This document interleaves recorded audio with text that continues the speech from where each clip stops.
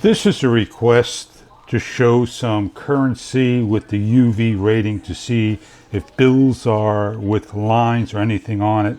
Triple press to get to the UV. 1, 2, 3. This is a dollar bill.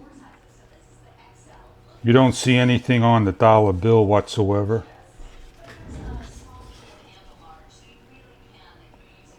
I may see just a little bit over here.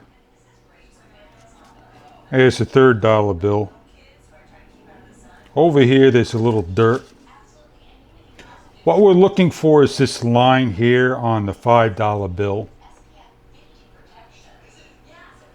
So that bill's good. Right here there's another line showing you that it's a working bill.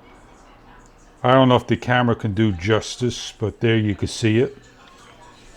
And here's a $10. You can see a different color right there.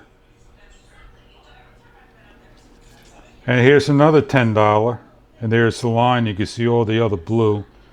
That's the ribbon. And here's another $10. You can see the ribbon there. And here's another 10. You can see a little blue. But if I turn it around, you see the ribbon there as well. Right there. And here's a 20. And that shows a lot of green. So you can see the difference in the colors.